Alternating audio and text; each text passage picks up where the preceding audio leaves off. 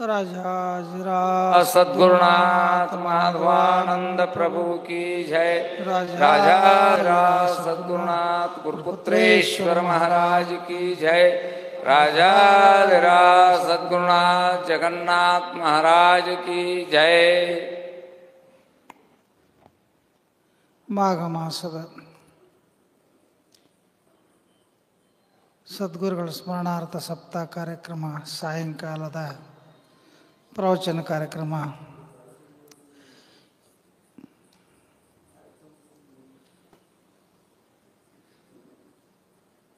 ಇಲ್ಲೆಲ್ಲ ವೇದಿಕೆ ಮಿಗಿದ್ದಂಥ ಮಹಾತ್ಮರು ಇಲ್ಲಿವರೆಗೆ ಸಾಕಷ್ಟು ಅನುಭವಗಳು ಹೇಳಿದ್ದಾರೆ.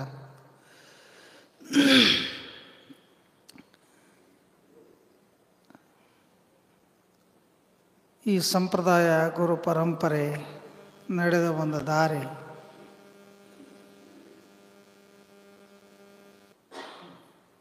ಗುರುಗಳ ಜೊತೆಗೆ ಒಡನಾಟ, ಗುರುಗಳ ನಾಮಸ್ಮರಣೆ ಮಾಡುವುದರಿಂದ ಮಾನವ ಜನ್ಮದ ಉದ್ಧಾರ ಶಕ್ಯ ಅನ್ನೋದನ್ನು ನಮ್ಮ ಕರಿಕಟ್ಟಿಯ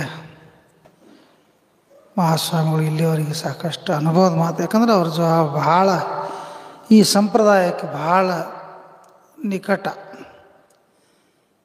ಎಲ್ಲ ನಿಮಗೆ ಇಲ್ಲಿ ಮುಂಜಾನೆಯೂ ಇಲ್ಲೆಲ್ಲ ಕಾರ್ಯಕ್ರಮದಲ್ಲಿ ಹೇಳಿದ್ವಿ, ಗುರುಪುತ್ರೇಶ್ವರ ಮಹಾರಾಜ ಜೊತೆಗೆ ಅತ್ಯಂತ ಸಲಿಗೆಯ ವಹಿವಾಟು ಅವ್ರದಲ್ಲ. ಅಂದರೆ ಈ ಸಂಪ್ರದಾಯದ ಮಹಿಮೆ, ಜಾತ್ಯತೀತ ಪರಂಪರೆ, ಬಸವಣ್ಣವ್ರ ತತ್ವ ಆದರ್ಶ. ಅಂದರೆ ಇವನಾರವ ಎಂದೆನಿಸಿದ್ರಯ್ಯ, ಇವ ನಮ್ಮವ ನಮ್ಮ ಮನೆ ಮಗನೆಂದೆನಿಸಯ್ಯ. ಇದನ್ನು ಪಾವಸಾಹೇಬ್ ಮಹಾರಾಜರು ಮಾಡ್ಕೊತ ಬಂದಾರು, ಗಿರಿಮಲ್ಲೇಶ್ವರ ಮಹಾರಾಜರು ಮಾಡ್ಕೊತ ಬಂದಾರು, ಆಗಿ ಹೋದಂಥ ಎಲ್ಲ ಪುರುಷರು. ಈ ಭೇದ ಭಾವಗಳು, ಯಾಕಂದರೆ ಈ ಒಂದು ಪರಂಪರೆಯಲ್ಲಿ ಆತ್ಮನಲ್ಲಿ ಯಾವುದೇ ಭೇದ ಭಾವಗಳಿಲ್ಲ. ಸ್ತ್ರೀ ಪುರುಷ ನಾವೆಲ್ಲ ಹೊರಗಿನಿಂದ ನೋಡುವಂಥದ್ದು ಇದು. ಆದರೆ ಆತ್ಮ ಪರಿಶುದ್ಧ, ಶುದ್ಧ ಚೈತನ್ಯ ಸ್ವರೂಪ ಆತ ಅವ್ರ ಜ್ಞಾನಿಗಳು ಹೇಳ್ತಾರೆ. ಅಂದರೆ ಆತ್ಮ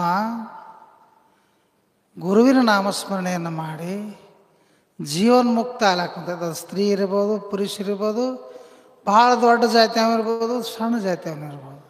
ಅದಕ್ಕೆ ಯಾವುದೇ ಭೇದ, ಆತ್ಮನಿಗೆ ಯಾವುದೇ ಭೇದ ಭಾವಗಳಿಲ್ಲ. ಅದನ್ನು ಈ ಸಂಪ್ರದಾಯದಲ್ಲಿ ಈ ಗುರು ಪರಂಪರೆಯಲ್ಲಿ ಬಹಳ ಮಂದಿ ಎಲ್ಲ ಸಾಕಷ್ಟು ಅನುಭವ ಮಾಡಿಕೊಟ್ಟಾರೆ. ಗಿರಿಮಲ್ಲೇಶ್ವರ ಮಹಾರಾಜರ ಪರಮ ಶಿಷ್ಯರು ಸಂಗಮೇಶ್ವರ ಮಹಾರಾಜರು ಅವರೇನೋ ಗಿರಿಮಲ್ಲೇಶ್ವರ ಮಹಾರಾಜರ ಒಮ್ಮೆ ಒಂದು ಕಾರ್ಯಕ್ರಮ ಮುಗಿದ ನಂತರ ತಮ್ಮ ವಿಶ್ರಾಂತಿ ಕೋಣೆಯೊಳಗೆ ಹೋದಾಗ ಅಲ್ಲಿ ಕೆಲವೊಂದು ಮಂದಿ ಹೆಣ್ಮಕ್ಳು ಹಾದು ಹೊಂಟಿದ್ರು. ಅದನ್ನು ಸಂಗಮೇಶ್ವರ ಮಹಾರಾಜರು ನೋಡಿ ಅವರು ಗುರುಗಳಲ್ಲಿ ಭಾವನೆಗಳಂತ ಇರ್ತವೆ. ಸಂಗಮೇಶ್ವರ ಮಹಾರಾಜರು ಜಂಗಮರು, ಜಾತಿಲಿ ಜಂಗಮರು. ಯಾಕಂದ್ರೆ ನಮಸ್ಕಾರ, ನೀವು ಪಾದ ಖಣಿ ಹಚ್ಚಿ ನಮಸ್ಕಾರ ಮಾಡಿದ್ರು ಅವರು ಈಗೆಲ್ಲ ಕೈ ಸಹಿತ ಮುಗಿಯಂಗಿಲ್ಲ. ಜಂಗಮರು ಅಂದ್ರೆ ಅವರು ಜಂಗಮರ ಸಂಗಮೇಶ್ವರ ಮಹಾರಾಜರು. ಅವಾಗ ಅವರು ಹಾದು ಹೋಗೋ ಟೈಮ್ದಾಗ ಯಾರಿಗೆ ನಾವು ಜಂಗಮರ ಅನ್ನಬೇಕು, ಯಾರಿಗೆ ಮಹಾಪುರುಷರು ಅನ್ನಬೇಕು, ಯಾರನ್ನ ಜ್ಞಾನಿಗಳತ್ತ ನಾವು ವರ್ಣನೆ ಮಾಡಬೇಕು ಅನ್ನೋದರ ಮುಖ್ಯ ಉದ್ದೇಶ ಈ ಸಂಪ್ರದಾಯ. ಅಂದರೆ ಅವರು ಸಂಗಮೇಶ್ವರ ಮಹಾರಾಜರು ಅವ್ರಿಗೆ ತರಿಬ್ರ, ಅವ್ರನ್ನ ನಿಂದ್ರಿ ಅವರು ಅಂದರು, ಯಾಕ್ರಿ ಅದಕ್ಕೆ ಗುರುಗಳು ಬಂದಾರ, ಇದು ಹೊಳ್ಳೆ ಹುಟ್ಟು ಬರಂಗಿಲ್ಲ ಶರೀರ, ಗುರುವಿನ ದರ್ಶನ ತಗೋರಿ, ಉಪದೇಶ ಪಡ್ಕೋರಿ, ನಿಮ್ಮ ಜನ್ಮ ಸಾರ್ಥಕತೆ ಮಾಡಿಕೊಡ್ರಿ ಅಂತ ಹೇಳಿ ಗುರುಗಳು ಹೇಳಿದ್ರು. ಯಾಕಂದ್ರೆ ಅವರೆಲ್ಲ ಏನೇನೋ ಮಾಡಿ ಬಂದಂಥವ್ರು, ಅದನ್ನೆಲ್ಲ ಇಲ್ಲೆಲ್ಲ ಹೇಳುವಂಥದ್ದಲ್ಲ. ಅಂಥವ್ರು ಅವರೆಲ್ಲ ಸಂಪತ್ತು ಸಾಕಷ್ಟು ದುಡ್ಡಿತ್ತು, ಮತ್ತೆಲ್ಲ ಸುಶಿಕ್ಷಿತ, ಅತ್ಯಂತ ವ್ಯವಸ್ಥಿತವಾಗಿದ್ರು ಅವರು. ಅಂದರೆ ಭಾಳ ಕಿಮ್ಮತ್ತಿನ ಚಪ್ಪಲ್ಲ, ಕಿಮ್ಮತ್ತಿನ ವಸ್ತುಗಳು ಅವ್ರ ತಕ್ಕಿದ್ದು. ಅವರೆಲ್ಲ ಏನಂದ್ರು, ನಾವೆಲ್ಲ ಅವ್ರ ಲಕ್ಷ್ಯ ಅವ್ರು ತಮ್ಮ ಚಪ್ಪಲ್ ಮ್ಯಾಗ ಚಪ್ಪಲ ಭಾಳ ತುಟ್ಟಿ ಅದಾವ. ನಾವು ಅಲ್ಲಿ ಒಳಗೆ ಹೋದಾಗ ತೊಗೊಂಡು ಯಾರು ಹೋದ್ರೆ ಹೆಂಗೆ? ಯಾಕಂದ್ರೆ ಕೆಲವೊಂದು ಮಠಮಾನಿಗಳಿಗೆ ಸಾಕಷ್ಟು ಮಂದಿ ಹೋಗಿರ್ತಾರೆ, ನೋಡಿರ್ತೀವಿ ನಾವು. ಹಳೆ ಬಿಡೋದು, ಹೊಸವು ತೊಗೊಂಡು ಹೋಗಿ ಬಿಡೋದು, ಅವು ಮೊದಲ ನೆದರ ಇಟ್ಟಿರ್ತಾರೆ. ಹಂಗೆ ಅವ್ರಿಗೀಗ ಬಹಳ ಬಂದಿತ್ತು. ಬಂದಾಗ ಅವರು ಸಂಗಮೇಶ್ವರ ಮಹಾರಾಜರಿಗೆ ಗೊತ್ತಾಗ್ತದೆ, ಇವರ ಉಪದೇಶ ತೊಗೋಬೇಕತ್ತಾರ, ಖರೆ ಇವ್ರ ಚಪ್ಪಲ ಮ್ಯಾಗಿನ ಮೋಹ ಭಾಳ ಐತಿ ಅಂದವ್ರ. ಸಂಗಮೇಶ್ವರ ಮಹಾರಾಜ್ ತಮ್ಮ ಶೆಲ್ಲೆ, ಹೆಗಲ ಮ್ಯಾಗಿನ ಶೆಲ್ಲೆ ಹಾಸಿ ಅದರೊಳಗೆ ಅವ್ರ ಚಪ್ಪಲೆಲ್ಲ ಇಟ್ಕೊಂಡು ಅವ್ರು ಬರುವವರೆಗೇನು ತಮ್ಮ ಬಗಲ ಹಿಡ್ಕೊಂಡು ಕೂತಿರ್ತಾರೆ. ಉಪದೇಶ ತೊಗೊಂಬರುವವರು ಅವ್ರಿಗೆ ಮಹಾತ್ಮರ ಥರ, ಜ್ಞಾನಿಗಳ ಥರ, ಸಂತರ ಥರ ಅವ್ರಿಗೆ ಗೊತ್ತಾಕಿತ್ತಲ್ಲ. ಮತ್ತು ಯಾವ ಜಾತಿ, ಕಮ್ಮಿ ಜಾತಿ, ದೊಡ್ಡ ಜಾತಿ, ನಾ ಜಂಗಮ ಅದೀನಿ, ಇವರು ಯಾಕೆ ಇಂಥವು ಹಿಡಿಬೇಕು ಅನ್ನೋದು ಕಲ್ಪನಾ ಬಂದಿದ್ರೆ ಅವ್ರ ಜ್ಞಾನಿಗಳು ಅನಿಸ್ಕೊಳ್ತಿದ್ದಿಲ್ಲತ್ತ. ಹಿಂಗೆ ಈ ಗುರು ಪರಂಪರೆಯಲ್ಲಿ ಸಾಕಷ್ಟು ಉದಾಹರಣೆಗಳು. ಅವರೆಲ್ಲ ಸಂಗಮೇಶ್ವರ ಮಹಾರಾಜರು ಮಾಡಿದಂಥ ಪವಾಡಗಳ ನೂರಾರು ಪವಾಡಗಳು. ಆಮೇಲೆ ಗಿರಿಮಲೇಶ್ವರ ಮಹಾರಾಜ ಒಂದು ಸಪ್ತಾಹ ಹೊಂಟ ಟೈಮ್ದಾಗ ಒಂದು ಎತ್ತಿನ ಗಾಡಿ ಹತ್ತುವಾಗ ಕಾಲು ಜಾರಿದತ್ತ ಅವರು. ಗಿರಿಮಲೇಶ್ವರ ಮಹಾರಾಜ ಕಾಲು ಜಾರಿದ್ದನ್ನು 4-5 ಮಂದಿ ಶಿಷ್ಯರು, ಗಿರಿಮಲೇಶ್ವರ ಮಹಾರಾಜ ಶಿಷ್ಯರು, ಅವ್ರು ಬೆನ್ನ ಮ್ಯಾಗ ಇದ್ರದು, ಸಂಗಾಪ ಹಿಂದಿದ್ದದು. ಆ ಕಾಲು ಜಾರಿದ್ದನ್ನು ನೋಡಿದ ಕೂಡಲೇ ಅವ್ರು 4 ಮಂದಿನ ದಾಟಿ ಹೋಗಿ ಗುರುಗಳ ಕಾಲು ನೆಲಕ್ಕೆ ಬಡಿತಿತ್ತಂದ್ರೆ ಆ ಎತ್ತಿನ ಗಾಡಿ ಡಬ್ಬಿದ್ದು ಬಿಟ್ಟಿದ್ದತ್ತ ಅವ್ರ ಸಂಗಾಪ. ಅಂದ್ರೆ ಗುರುಗಳ ಪಾದ ನೆಲಕ್ಕೆ ಹತ್ತಬಾರ್ದು, ನನ್ನ ಬೆನ್ನಿಗೆ ಹತ್ತಲತ್ತೇಳಿ. ಇದಕ್ಕೆ ಗುರು ಶಿಷ್ಯರ ಸಂಬಂಧ ತರ ಅಂದಾಗ ಅವರಿಗೆಲ್ಲ ಆ ಒಂದು ಜ್ಞಾನೋದಯ, ಮಾನವ ಮಹಾಮಾನವ ದೇವಮಾನವ ತಾರಲ್ಲ, ಅವರು ದೇವಮಾನವ ಆಗಿ ಪರಿವರ್ತನೆ ಆಗ್ಯಾರತ್ತ. ಈ ಸಂಪ್ರದಾಯದಲ್ಲಿ ಸಾಕಷ್ಟು ಇಂಥ ಅನುಭವಗಳನ್ನು ಅವ್ರಿಗೆ ಬಹುಶಃ ಮಾರಾರ ಆದಿಯಾಗಿ ಎಲ್ಲರೂ, ಯಾಕಂದರೆ ಹೇಳಿದ್ರೆ ಇನ್ಕ ಪೌರುಷ ಮಣಿ ಸ್ಪರ್ಶದಿಂದ ಬೇಕಾದಂಥ ಕೆಪಣಿದ್ರೆ ಸಹಿತ ಬಂಗಾರಾಗಿ ಪರಿವರ್ತನೆ ಆಗೈತೆ. ಹಂಗೆ ಗುರುಗಳ ದರ್ಶನ, ಸ್ಪರ್ಶ, ಸಂಭಾಷಣ ಅವರಲ್ಲಿ ಎಲ್ಲ ಸಾಮರ್ಥ್ಯನೂ ಇರ್ತೈತಿ. ನೋಡಿ, ಮುಟ್ಟಿ, ಮಾತಾಡಿಸಿ ನಮ್ಮನ್ನು ಉದ್ಧಾರ ಮಾಡುವಂಥ ಶಕ್ತಿ ಅವರಲ್ಲಿ ಇರ್ತೈತಿ. ನಮ್ಮ ಮನಸ್ಸು ಅತ್ಯಂತ ಪರಿಶುದ್ಧ ಬೇಕು. ಯಾಕಂತಂದರೆ ರಾಮಕೃಷ್ಣ ಪರಮಹಂಸರ ಹತ್ರ ಒಬ್ಬ ಭಕ್ತ ಉಪದೇಶ ಸಿಕ್ಕಿದ್ದಿಲ್ಲ. ಉಪದೇಶ ತೊಗೊಳಕ್ಕೆ ಹೋದ ಕೂಡಲೇ ಅವನು ನೋಡಿದ್ರು ಅವರು. ಪರಮಹಂಸರಂದ್ರೆ ಇನ್ಕ ಅವರು ಬಸವರಾಜ ಸ್ವಾಮಿಗಳು ಹೇಳಿರಲ್ಲ, ಶಿವಪ್ರಭು ಮಹಾರಾಜರ ಸ್ಥಿತಿ ಸದಾಕಾಲ ಆ ಸ್ಥಿತಿಯೊಳಗೆ ಇರ್ತಿದ್ರು, ಒಳಗಿನ ಸ್ಥಿತಿಯೊಳಗೆ ಇರ್ತಿದ್ರು. ಬಾಹ್ಯ ಪರಿಕರಗಳನ್ನ ಅಳೆದು ಬಿಟ್ಟಿದ್ರು. ಹೊರಗಿನ ಎಲ್ಲ ಜಗತ್ತಿನ ಇವೇನು ಮೋಹಾದಿಗಳು ಅಥವಾ ಏನು ಕಣ್ಣಿಗೆ ಕಾಣುವಂಥ ವಸ್ತುವಿನನ್ನು ದೂರ ಇಟ್ಟಿದ್ರು ಅವರು. ಅಂದರೆ ಅಂತರ್ಮುಖಿ ಆಗಿರ್ತಿದ್ರು. ರಾಮಕೃಷ್ಣ ಪರಮಹಂಸರು ಈ ಜಗತ್ತಿನಲ್ಲಿ ನಿಂತ ಸಾಕಷ್ಟು ಮಂದಿ, ಯಾಕಂದ್ರೆ ಇನ್ನೂ ಒಬ್ಬರು ಯಾರಪ್ಪ ಅಂತ ರಮಣ ಮಹರ್ಷಿಗಳು ತಾಗಿದ್ದಾರೆ. ಇವರೆಲ್ಲ ಅಂಥವ್ರ ಸ್ಥಿತಪ್ರಜ್ಞರು ಅತ್ತಾರ ಅವರಿಗೆ. ಅಂಥ ಅವರು ಈ ರಾಮಕೃಷ್ಣ ಪರಮಹಂಸರು ಉಪದೇಶ ಕೇಳಕ್ಕೆ ಬಂದ ಅವನು ನೋಡಿದ್ರೆ ಅವರು ಭಾಳ ಅತ್ಯಂತ ಪರಿಪಕ್ವವಾದ ಹೃದಯದಿಂದ ಬಂದ ಸಾಷ್ಟಾಂಗ ನಮಸ್ಕಾರ ಹಾಕಿದ. ಅಪ್ಪ ನಾನು ಉದ್ಧಾರ ಮಾಡ್ರಿ, ನಾನು ಉಪದೇಶ ಕೊಟ್ಟಂದ್ರು. ಗುರುಗಳು ಕುಂಡ್ರಪ್ಪ ಅಂದರು. ಆಗಿಂದ ಜೋ ಕ್ಷಣಿ ಅನುಗ್ರಹ ಜಾಲ ತೋಚಿ ಕ್ಷಣಿ ಮುಕ್ತ ಕೇಲ. ಯಾವಾಗ ಅವ ಅನುಗ್ರಹ ಆತೋ ಅದ ಕ್ಷಣಕ್ಕೆ ಅವನು ಮುಕ್ತನ ಮಾಡಿ ಬಿಟ್ಟಿದ್ರು ಅವರು. ಅದನ್ನು ನೋಡಿ ಒಬ್ಬ ದೊಡ್ಡ ಶ್ರೀಮಂತ ಬಂದ ಮತ್ತು ಬೆನ್ನ ಮ್ಯಾಗ. ಅವೆಲ್ಲ ಕೈಯಾಗ ಉಂಗುರ, ಕೈಯಾಗ ಎಲ್ಲ ಬಂಗಾರ ಖಡ್ಗ, ಕೊಳ್ಳಾಗ ಚೈನ, ಮಿಜಿಮಿರಿ ಮಿಚ್ಚುವಂಥ ಬಟ್ಟೆಗಳು, ದೊಡ್ಡ ಶ್ರೀಮಂತ. ಅವ ಬಂದು ಗುರುಗಳ ಹತ್ತಕ್ಕೆ ಬಂದಿತ್ತ, ನನಗೂ ಉಪದೇಶ ಕೊಡ್ರತ್ತಂದ್ರೆ ಅವ್ರು. ಅವನು ನೋಡಿದ ಕೂಡಲೇ ನೀನು ಸ್ವಲ್ಪ ಬದಲಾವಣೆ ಆಗ್ಬೇಕಪ್ಪ, ನಿನಗೆ ಉಪದೇಶ ಕೊಡಕ್ಕೆ ಬರಂಗಿಲ್ಲ. ಅವ್ನು ಭಾಳ ಸಿಟ್ಟು ಬತ್ತು. ನಾನು ಹೊಲದಾಗ ಕೆಲಸ ಕೂಲಿ ಕೆಲಸ ಮಾಡವ ಇವ, ಅವಾಗ ಉಪದೇಶ ಕೊಡ್ತಾರೆ ಇವರು. ಮತ್ತು ನಾವು ಉಪದೇಶ ಕೇಳಕತ್ತಾರ ನನಗೆ ಇಲ್ಲತ್ತಾರ. ನನಗೆ ಯಾಕೆ ಉಪದೇಶ ಕೊಡಂಗಿಲ್ಲ ಅದಕ್ಕೆ ನಾವು, ನಿನಗೆ ಉಪದೇಶ ಕೊಡಕ್ಕೆ ಬರಂಗಿಲ್ಲ, ನಿನ್ನ ಮನಸ್ಸು ಪರಿಪಕ್ವ ಆಗಿಲ್ಲ ಅಂದ್ರೆ ಅವ್ರ ಗುರುಗಳು. ಅದು ಹೆಂಗಾರೆ ಆಯ್ತಂದು ನಾವು ಗುರುಗಳು ಅವರು ಎಲ್ಲ ಏನು ಮಾಡಿರಪ್ಪ ಅಂತಂದ್ರೆ, ಅಡುಗೆ ಮನೆಯಾಗಿಂದ ಹೋಳಿಗೆ, ತುಪ್ಪ, ಹಾಲು, ಮೃಷ್ಟಾನ ಅಡುಗೆ ಎಲ್ಲ ತಂದ ಅವ್ರ ತಾಟ ಅವ್ರ ಮುಂದೆ ಇಟ್ಕೊಂಡು ಅವ ಹೇಳ್ರಿ ಮತ್ತೊಬ್ಬ ಶಿಷ್ಯನಿಗೆ, ಇದ್ರೊಳಗೆ ಒಂದು ಸ್ವಲ್ಪ ಕಸ ತಂದು ಹಾಕಿ, ಒಂದು ಸ್ವಲ್ಪ ಮಣ್ಣು ತಂದು ಹಾಕಿ, ಒಂದಿಟ್ಟು ಉಸುಕು ತಂದು ಹಾಕಿ ಎಲ್ಲ ಕಲಸಿ ಎಲ್ಲ ಕಲಿಸಿದ ಅವ್ನು ಹೇಳವ್ ನಾ ಶ್ರೀಮಂತ ಅನ್ನುವಂಥ ಇದ್ದಲ್ಲ ಅವ್ನು ಹೇಳಿದ್ರು ಇದನ್ನು ತಿನ್ನಂದ್ರು. ಅವ ಅಂದ ಏನು ರೀ ನಿಮಗೆ ಎಷ್ಟು ತಿಳಿಯಾಗಿಲ್ಲನು, ಇನ್ಕ ತಕ ಇದು ಮೃಷ್ಟಾನ್ನ ಇತ್ತು ಅದು ತಿನ್ನಕ್ಕೆ ಬರ್ತೈತಿ, ಮತ್ತು ಇದ್ರ ಕಸ ಮಣ್ಣ ಉಸುಕ ಎಲ್ಲ ಕಲಿಸಿ ಕೊಟ್ರಿ ಇದನ್ನ ಹೆಂಗೆ ತಿನ್ನೋದಂತಂದು ನಾವು. ಹಂಗೆ ನಿನ್ನೊಳಗೆ ಎಲ್ಲ ತುಂಬೈತಿ, ನಾ ಶ್ರೀಮಂತ ನಾ ಅಂಥವ ನಾ ಇಂಥವ ನಾ ಅಹಂ ಅನ್ನೋದು ನಿನ್ನಲ್ಲಿ ತುಂಬೈತಿ. ಅದು ಯಾವಾಗ ನಿನ್ನಿಂದ ಹೊರಗೆ ಹೋಗ್ತೈತಿ ಅವಾಗ ನಿನಗೆ ಉಪದೇಶ ಸಿಗ್ತೈತಿ, ಆ ಉಪದೇಶದಿಂದ ನೀ ಮುಕ್ತ ಆಕೈತೆ ಗುರುಗಳು ಹೇಳಂದ್ರೆ ಅರ್ಥ ಏನಪ್ಪ ಅಂತಂದ್ರೆ ಅಹಂ ನಾನು ನಂದು ಅನ್ನೋಂಥ ಅಹಂಕಾರ ಅವ್ರು ಹೇಳ್ತಲ್ಲ ಅಹಂಕಾರ ಸೋಡ ಮುಕ್ತಿ ರೋಕಡ. ನಮ್ಮಲ್ಲೆಲ್ಲ ಸಾಕಷ್ಟು ಅವೆಲ್ಲ ಸುಳಿದಾಡ್ತಿರ್ತಾವೆ, ಅಹಂಕಾರಗಳು ಸುಳಿದಾಡ್ತಿರ್ತಾವೆ. ಅದನ್ನು ಬಿಟ್ಟು ಬಂದಾಗ ಗುರುಗಳು, ಯಾಕಂದರೆ ಗುರುಪುತ್ರಪ್ಪ ಮಹಾರಾಜರ ಜೊತೆ ಒಡನಾಟ ಮಾಡಿದಂಥವ್ರು ಬಸವರಾಜ ಸ್ವಾಮಿಗಳು ಅವ್ರಿಗೆಲ್ಲ ಗೊತ್ತಿಲ್ಲ. ಯಾಕಂದರೆ ಗುರುಪುತ್ರಪ್ಪ ಮಹಾರಾಜರಿಗೆ ಒಂದು 4 ಮಂದಿ ಒಳಗೆ ನಮಸ್ಕಾರ ಮಾಡೋಕ್ಕೆ ಹೋದ್ರು. ನಮಸ್ಕಾರ ಮಾಡೋಕ್ಕೆ ಹೋದಾಗ ಆವಾಗ ಅವರು ಗುರುಪುತ್ರಪ್ಪ ಮಹಾರಾಜರು ಮತ್ತು ಅವ್ರ ಪದ್ಧತಿ ಅವ್ರಿಗೆಲ್ಲ ಮಹಾರಾಜರಿಗೆ ಗೊತ್ತೈತಿ. ಹಾಂ ಬಂದ್ರೆ ಈಗ ಬಂದರೆ ಯಾವಾಗ ಆರಾಮದೇನಪ್ಪ ಯಾವಾಗ ಬಂದು ಹೆಂಗದಿ ಅಂತ ಕೇಳಿದ್ರತ್ತ ಅವ್ರು ಗುರುಪುತ್ರಪ್ಪ ಮಹಾರಾಜ. ಹೆಂಗದಿ ಅಂದ ಕೂಡಲೇ ಅವ ಸುಮ್ಮ ಇರಲಿಲ್ಲ, ಅವ ಬಂದವ. ಅವೇನಂದ್ರೆ ಗುರು ಇಟ್ಟಂಗೆ ಇರಬೇಕಿಲ್ಲ ಅಯ್ಯಪ್ಪ ಅಂದತ್ತವ, ಗುರು ಇಟ್ಟಂಗೆ ಇರಬೇಕಿಲ್ಲ ಅಂದತ್ತವ. ಅವಾಗ ಅವ್ರು ಗುರುಪುತ್ರಪ್ಪ ಮಹಾರಾಜ ಎಷ್ಟು ಜಾಬಾದಿದ್ರು ಅಂತ ಅವ್ರಿಗೆ ಗೊತ್ತಿಲ್ಲ. ಆವಾಗ ಅವರು ಗುರುಪುತ್ರಪ್ಪ ಮಹಾರಾಜರು ತಲೆ ಹಾಕಿರತ್ತ ಅಳಗಾಡಿಸಿರತ್ತ, ಮಗನ ಅಂದ್ರತ್ತ ಅವ್ರು. ಗುರು ಇಟ್ಟಂಗೆ ಏನಿರ್ತವ ಮಗನ, ನಿನ್ನ ಗುಣ ಇದ್ದಂಗೆ ಗುರು ಇಡ್ತಾನಂದ್ರತ್ತ ಅವರು. ನಿನ್ನ ಗುಣ ಇದ್ದಂಗೆ ನಿನ್ನ ಗುರು ಇಡ್ತಾನಂತ. ಹಂಗೆ ಗುರುಗಳು ಬಹಳ ತೀಕ್ಷ್ಣ ಇರ್ತಾರೆ. ಹೆಂಗೆ ಯಾವಾಗ ಏನು ಯಾವ ರೀತಿ ಇರಬೇಕು ಅವ್ರಿಗೆಲ್ಲ ಗೊತ್ತಿರ್ತೈತಿ. ಅದಕ್ಕೆ ಅವರು ಜ್ಞಾನಿಗಳು ಸಂತರು ಶರಣರು ಈ ಪರಂಪರೆಯಲ್ಲಿ ಬಾಬಾಸಾಹೇಬ್ ಮಹಾರಾಜರಾಗಿರೋ ಗಿರಿಮಲೇಶ್ವರ ಬಾಬಾಸಾಹೇಬ್ ಮಹಾರಾಜರು 33 ಹಳ್ಳಿ ಇನಾಮದಾರು, 5-6 ಸಾವಿರ ಎಕರೆಗಟ್ಟಲೆ ಜಮೀನ್ದಾರು. ಗಿರಿಮಲೇಶ್ವರ ಮಹಾರಾಜ ಆಗಿನ ಟೈಮ್ಗೆ ಅಗರ್ಭ ಶ್ರೀಮಂತರು. ಇವೆಲ್ಲ ಸರ್ವಸಂಘ ಪರಿತ್ಯಾಗ ಮಾಡಿದಾಗನ ಅವ್ರಿಗೆ ಈ ಒಂದು 3 ಲೋಕದ ಒಡೆಯ ಅನಿಸೋವಂಥ ಒಂದು ಸಾಮರ್ಥ್ಯ ಬಂದೈತಿ. ಅಂಥ ಪರಂಪರೆಯೊಳಗೆ ನೀವೆಲ್ಲ ಬೆರ್ತಿದ್ದೀವಿ. ಯಾಕಂದರೆ ನಮ್ಮಲ್ಲಿದ್ದಂಥ ಇವೇನು ಮಾಯಾ ಮೋಹಗಳದಾವಲ್ಲ, ನಾನು ನಂದು ಸಂಪತ್ತು ಸ್ತ್ರೀ ಪುರುಷ ನಂದು ಅಷ್ಟ ನಂದು ಇಷ್ಟ ಅನ್ನೋದು ಇವೆಲ್ಲ. ಯಾಕಂದರೆ ಯಾವುದು ಅದಕ್ಕೆ ಹೇಳ್ತಾರೆ ಸ್ಥಿರವಿಲ್ಲೋ ಈ ಕಾಯ ಅನ್ನೋ ಶರೀರ ಸ್ಥಿರ ಇಲ್ಲ.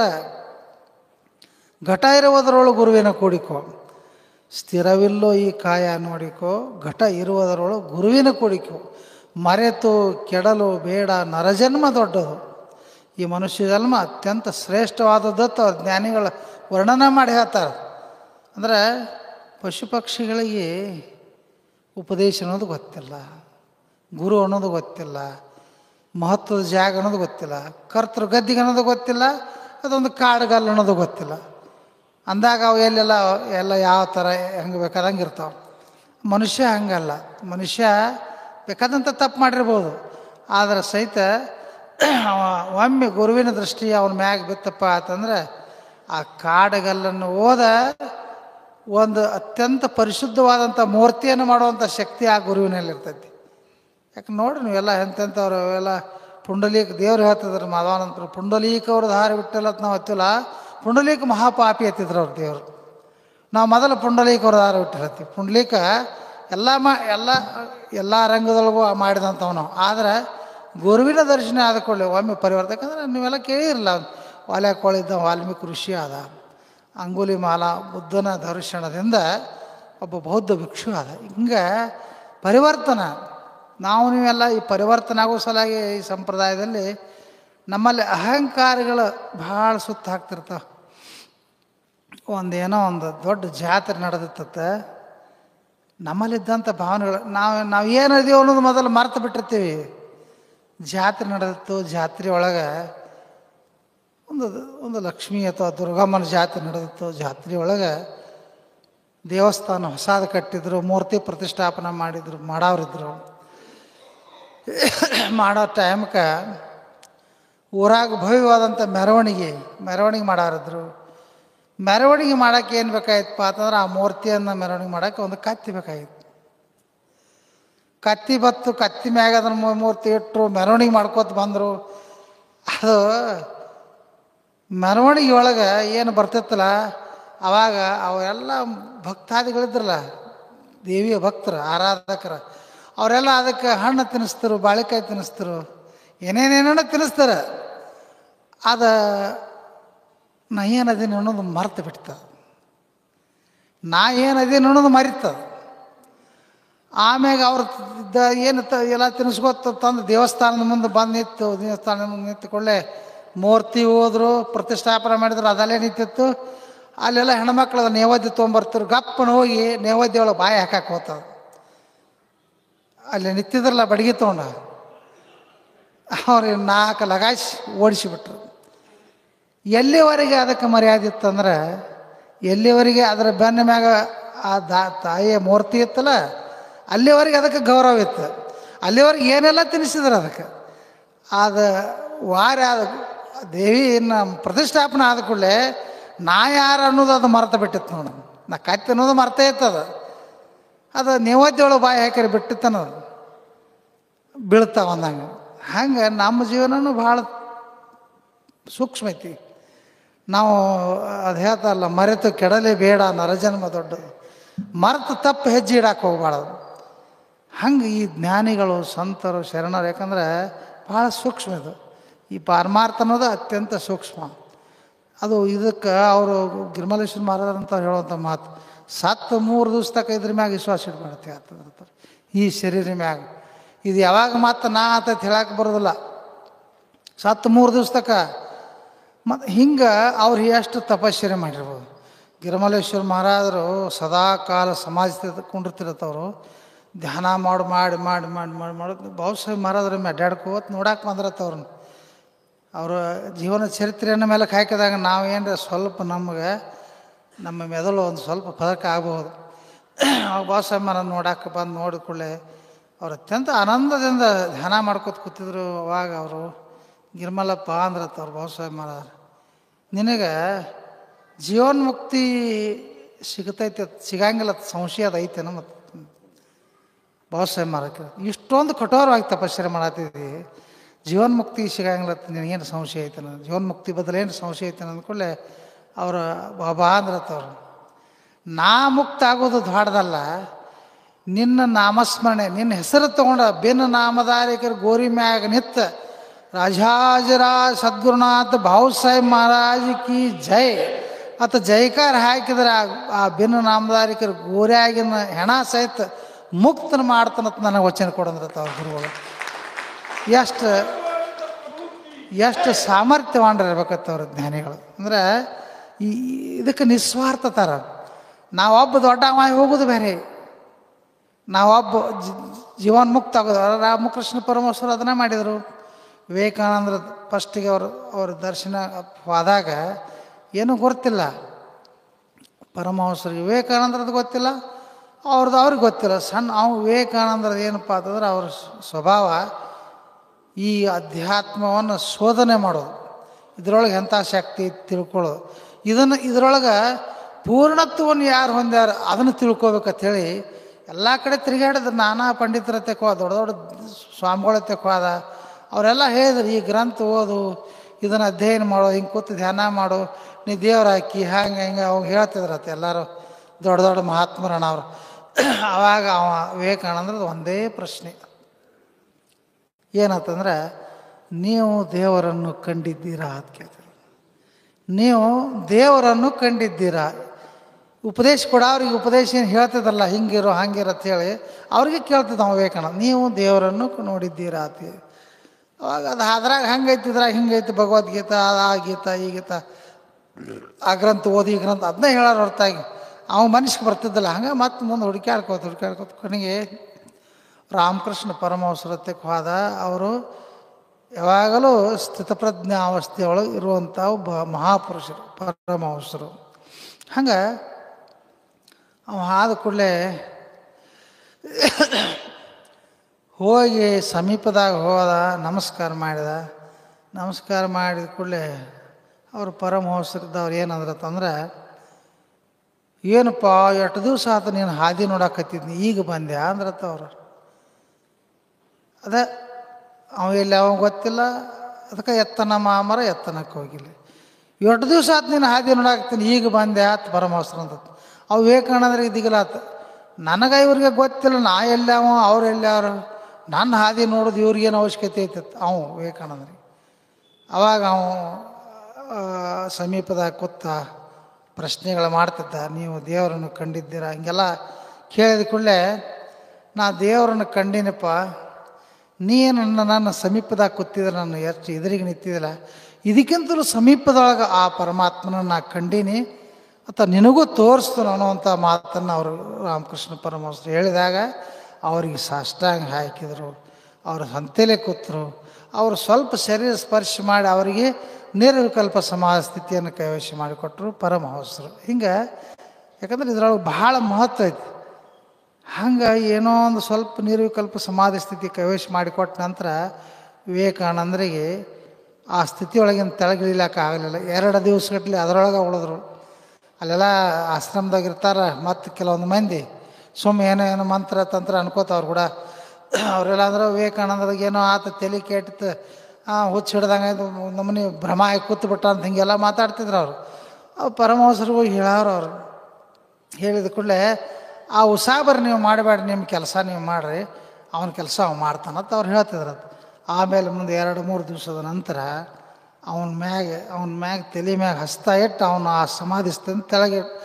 ಸಮಾಧಿಯಿಂದ ತೆಳಗಿಳಿಸಿದ ಕೂಡಲೇ ಅವಾಗ ವಿವೇಕಾನಂದ ಉಳ್ಳಾಡಿ ಅಳಾಕ ಹತ್ತಿಬಿಟ್ಟದ್ದು. ಉಳ್ಳಾಡಿ ಅಳಾಕ ಹತ್ತಿದ ಕೂಡಲೇ ಯಾಕತ್ ಕೇಳೋಣ, ನನಗೆ ಮತ್ತೆ ಅಲ್ಲೇ ಓದಿಬಿಡು. ನಮಗೇಂದ್ರೆ ಶಕ್ಯತೆ ಅಂಥ ಸ್ಥಿತಿಯನ್ನು ಪಡ್ಕೊಳಕ್ಕಾರೆ ಶಕ್ಯತೆ, ಅಥವಾ ಸ್ಥಿತಿ ಪಡ್ಕೊಂಡಂಥವ್ರನ್ನ ನಂಬಲಾಕರೆ ಶಕ್ಯತೆ. ಅದಕ್ಕೆ ನಂಬಿ ಕೆಟ್ಟವರೆಲ್ಲವ್ರಂಗೆ ಏನು, ನಾವು ಸ್ವಲ್ಪ ನಂಬೇಕಲ್ಲ. ಬಾಬಾಸಾಹೇಬ್ ಮಹಾರಾಜರಂಥವ್ರು, ಗಿರಿಮಲ್ಲಪ್ಪ ಮಹಾರಾಜರಂಥವ್ರು ಎಂತೆಂಥ ಸಾಮರ್ಥ್ಯವನ್ನು ಪಡ್ಕೊಂಡಾರಲ್ಲ, ಅದನ್ನು ನಾವು ನಂಬಿದೇವನು ಸ್ವಲ್ಪ. ಯಾಕಂದ್ರೆ ನಾವೆಲ್ಲ ಜಯಕಾರ ಹಾಕ್ತೀವಿ, ಏನೆಲ್ಲ ಆಗ್ತೀವಿ, ಎಲ್ಲ ಮಾಡ್ತೀವಿ, ಕಡೆಗೆ ಮತ್ತು ನಮ್ಮ ಪ್ರಪಂಚ, ನಮ್ಮ ಹೆಂಡ್ರು ಮಕ್ಕಳು ಅಲ್ಲಿ ಹೋದ ನಂತರ ಎಲ್ಲ ಮತ್ತೆ ಮರೆತು ಬಿಡ್ತೀವಿ. ಅಲ್ಲಿ ಹೋದ ನಂತರ ಇದನ್ನು ಮರಿತೀವಿ. ಇಲ್ಲಿ ಬಂದಾಗ ಒಂದಿಟ್ಟು ಇದನ್ನು ಒಂದಿಟ್ಟು ಅದನ್ನು, ಇಲ್ಲಿ ಕೂತಾಗ ಪುರಾಣ ಕೇಳ್ತೀವಿ, ಹಂಗೆ ಹೇಳ್ರು ಹಿಂಗೆ ಹೇಳ್ರು ಭಾಳ ಚಂದ ಹೇಳ್ರತಿ. ಇಲ್ಲದ ಬಿಟ್ಟು ಊಟ ಮಾಡಿ ಯಾವ್ದನ್ನು ಗಿಡದ ನೆಳ್ಳಾಗ ನಿಂದು ಹೆಂಗೆ ನಂದು ಹೆಂಗೆ ಶುರು ಆತಂದ್ರೆ ಮುಗ್ದ ಹೋತು. ಕತೆ ಮುಗಿದಲ್ಲ ಅವು, ಪ್ರಪಂಚದ ಕತೆ ಮುಗಿದೈತನ. ಏನು ನಮ್ಮ ಹುಡುಗ ಹಂಗಿದ್ದ ಹಿಂಗಿದ್ದ, ಹಂಗೆ ಹಾಳು ಮಾಡತ್ತನು, ನಾನು ಹೆಂತ ನನ್ನ ಮಾತು ಕೇಳೋಳು, ಮಗ ಮಾತು ಕೇಳೋಲ್ಲ. ನೋಡ್ರಿ ನೀವು ಎಲ್ಲರೂ ಸ್ವಲ್ಪ ಮಗಲ ಹೋಗಿ ಕೂತು ಕೇಳ್ರಿ, ಎಲ್ಲ ತಿಳಿದೈತಿ ನಿಮ್ಗೆ. ಯಾಕಂದ್ರೆ ಇದ್ರೊಳಗಿಂದ ನಾವು ಹೊರಗೆ ಬಂದಿಲ್ಲ. ಹಂಗೆ ಈ ಪರಮಾರ್ಥ. ಯಾಕಂದ್ರೆ ಅವರು ಪರಮಹಂಸರು ಅವಾಗ ವಿವೇಕಾನಂದರಿಗೆ ಹೇಳಿದ್ರೆ, ನೋಡಪ್ಪ, ಅದನ್ನು ಸಮಾಧಿ ಸ್ಥಿತಿಯನ್ನು ನಿನಗೆ ಕೊಡ್ಲಾಕೆ ಬರೋಂಗಿಲ್ಲ. ಯಾಕಂತಂದ್ರೆ ನಿನ್ನಿಂದ ಬಹಳ ಕೆಲಸ ಆಗ್ಬೇಕಾಯ್ತು ಈ ಭೂಮಿಗೆ, ಭಾರತ ದೇಶ ಈ ಪುಣ್ಯ ಭೂಮಿಗೆ ನಿನ್ನಿಂದ ದೊಡ್ಡ ಕೆಲಸ ಆಗಬೇಕಾಗೈತಿ.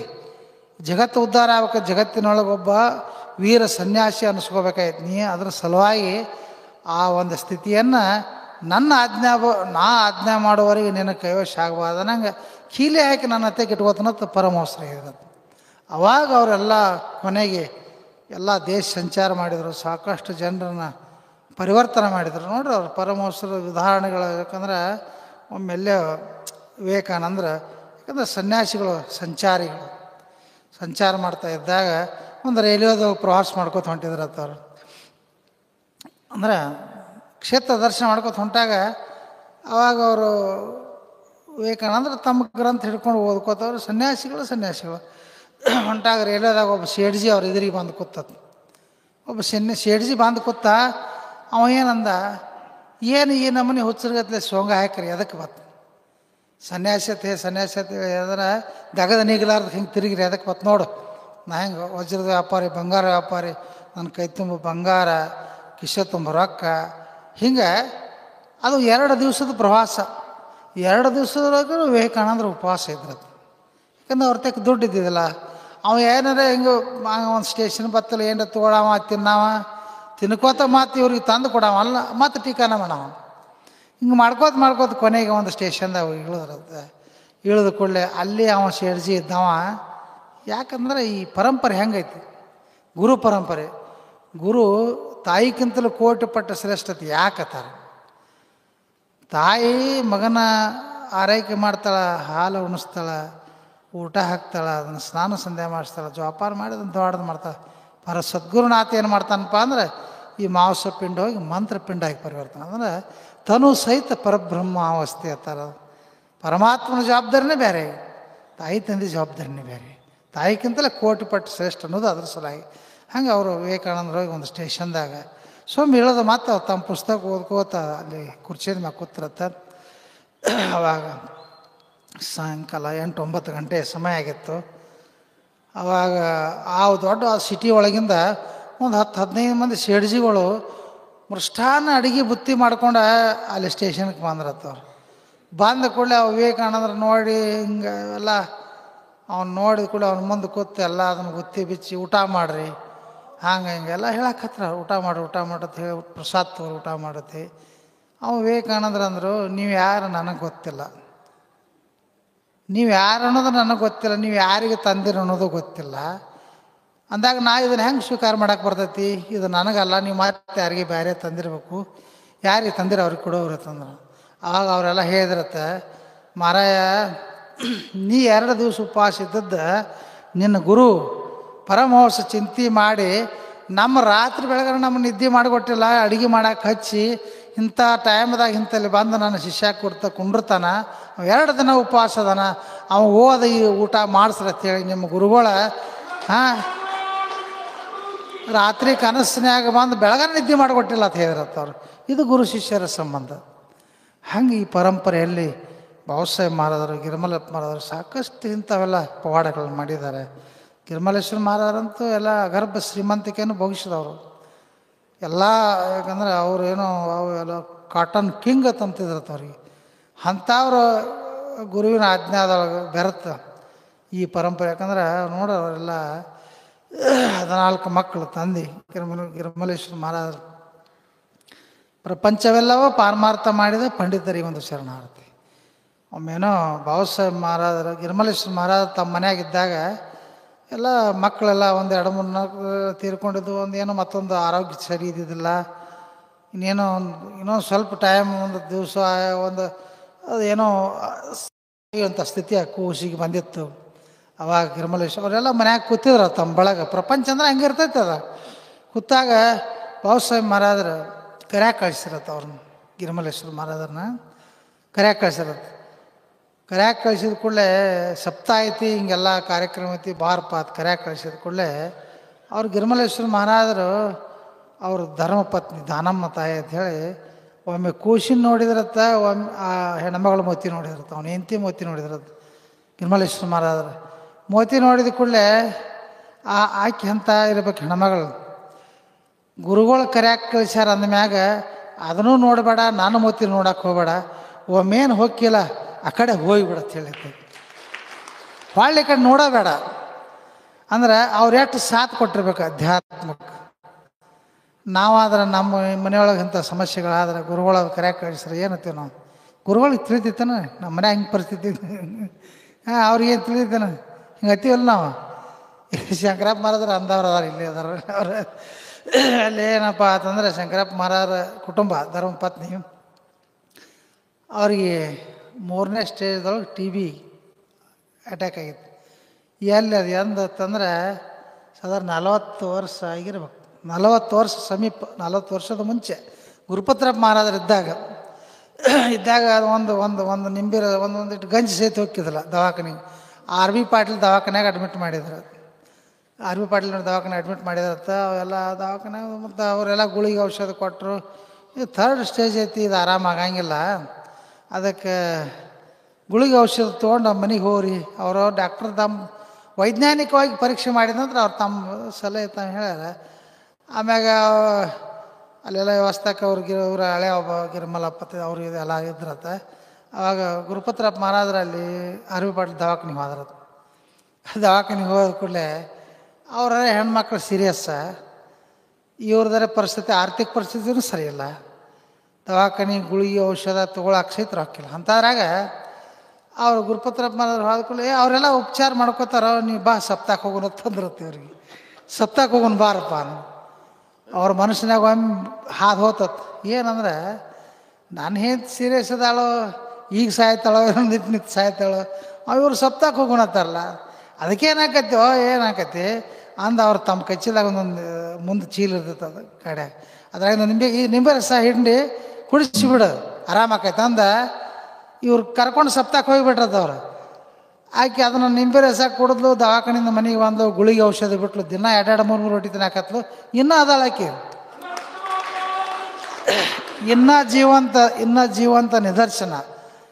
3ನೇ ಸ್ಟೇಜದ ರೋಗ ಉಳಿಲಾರಬಾರದು. ಆ ಟೈಮ್ದಾಗ ಉಳಿಲಾರದಂಥ ಜಡ್ ಇದ್ದದ್ದನ್ನು ಅಂದರೆ ಗುರು ಸಾಮರ್ಥ್ಯ, ಅವನ ಸಂಶಕ್ತಿ. ನಾವು ವಿಶ್ವಾಸ ಫಲದಾಯಕ. ಅಂಥ ಶಕ್ತಿ ಸಾಮರ್ಥ್ಯ ಈ ಸಂಪ್ರದಾಯದಲ್ಲಿ ಪ್ರತಿಯೊಬ್ಬರು ನಾವು ಮಾಡಿ ನಂದಿಲ್ಲ ಅವರು ಪವಾಡಗಳನ್ನು.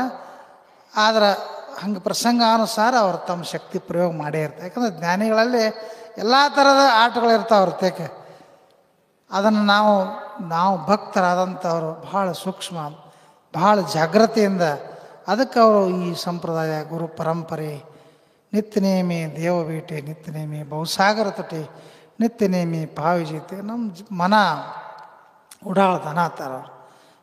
ಅದಕ್ಕೆ ಅದು ಮನವೆಂಬ ಮರಕಟವ ತಡೆಯಲಾಡಿನದಿಯವ ಏನಿತ್ತು ಇದರ ಚಪಲ ಚೇಷ್ಟಿಕಂದ್ರೆ ಇದು ಈ ಕಡೆ ಭಜನೆ ನಿತ್ಯ ಉಪವಾಸ ನಡೆದಿರ್ತೈತಿ, ಈ ಕಡೆ ಹರಟಿ ಮಾಡ್ಕೋತೀವಿ.